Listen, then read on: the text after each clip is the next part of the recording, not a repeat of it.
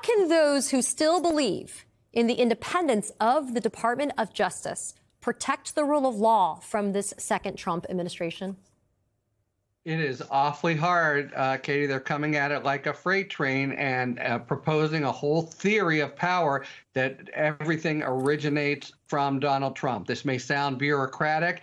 It is absolutely fundamental to what we think of as our justice system. And this is what happens when democracies slide toward autocracy. He has a theory now that his closest advisors are propounding. I don't see the Supreme Court pulling the rug out from under it. That just says he will meddle in whatever case he wants to. He will make it the DOJ, as he always wanted it to be, his own law firm.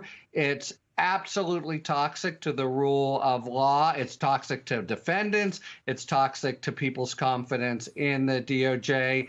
And there's no obvious way out given their aggressiveness in framing this for day one and the obvious flunkies that he intends to install in the higher positions of the Department of Justice.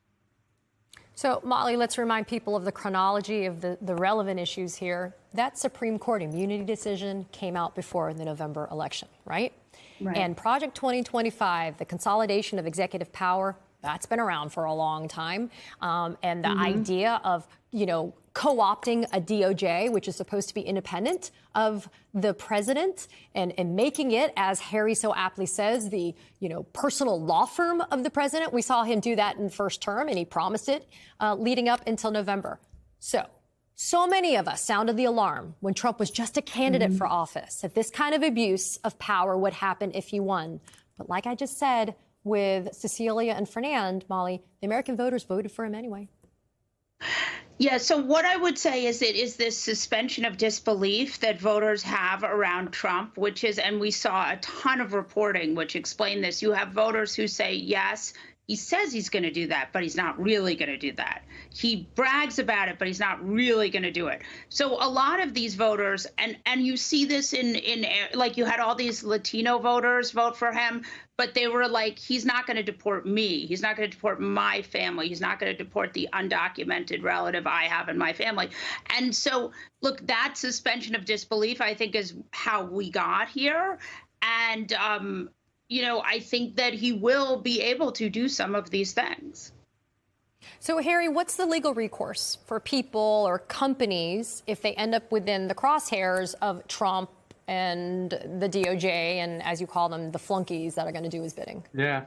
Look, there are a lot of legal remedies. You can bring something against the government for a politically trumped-up prosecution, but there's not going to be any kind of personal remedy, as you were very right to couple everything that he's doing now with the immunity decision. He did it himself when he said he would fire Jack Smith within 2 seconds. And as a general matter, we rely on the professionalism and fairness of the DOJ, and there just are not a lot of remedies out there, not to mention Don Bannon's crowing about having the federal judiciary populated with Trump judges.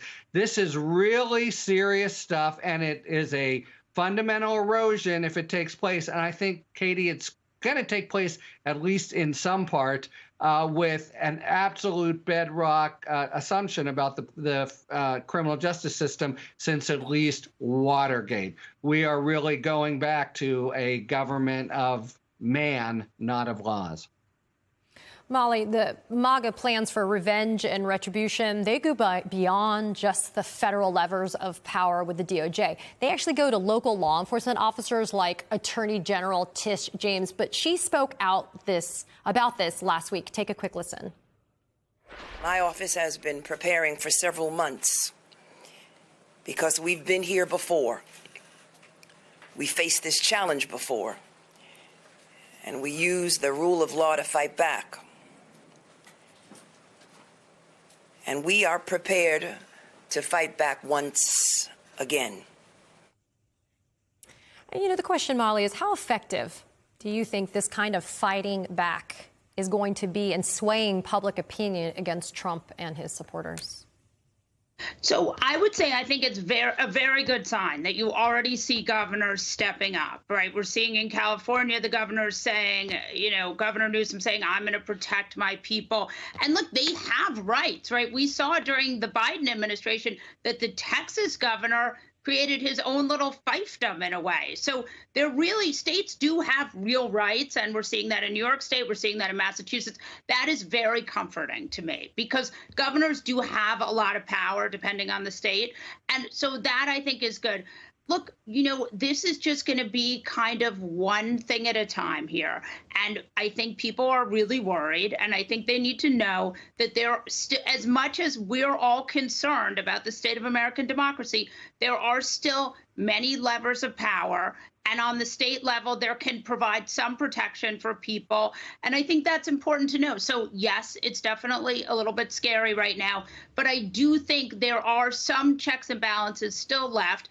And look, number one is that if Trump starts doing this stuff and it's wildly unpopular, which I think it will be, what we've seen in his 2016 administration was that if people pushed back, he stopped doing it. Well, yes, to some extent, kind of, but a little bit. I mean, there's second point, Katie. Yeah, go ahead, Harry. A little bit. James won a jury verdict here. The grand jury twice. There already were checks and balances. The notion that somehow it's all trumped up in her own volition is just false. Right, well, but 100%. Those were grand juries that indicted him, by the way. It wasn't like random Democrats running around doing it. And a jury that convicted him in the civil case, or that found liability in the civil case with Tish James. Yeah. So, Harry, we are seeing already some troubling signs around this Trump transition. This is from the New York Times, and I quote, Trump has not yet submitted a legally required ethics pledge that states that he will avoid conflicts of interest and other ethical concerns while in office, raising concerns that his refusal to do so will hamper the smooth transition to power. Harry, Trump couldn't walk a foot in that first term without tripping over an ethics violation. Who's going to be there now to serve as the guardrails on enforcement here? I'm going with nobody. Look, there were some 3,000 ethical violations last time. And understand, this is something he had to do back in October, and Biden and Harris did it. He cannot get his security clearances for his folks without having done it. That's federal law. But all indications, it's really reminiscent of tax. And how he completely just faked everyone and put it off and never released his taxes.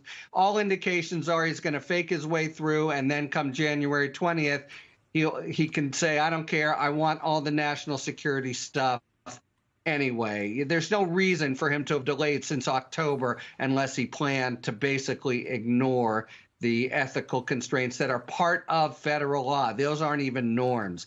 He's going to ignore those laws, it certainly seems.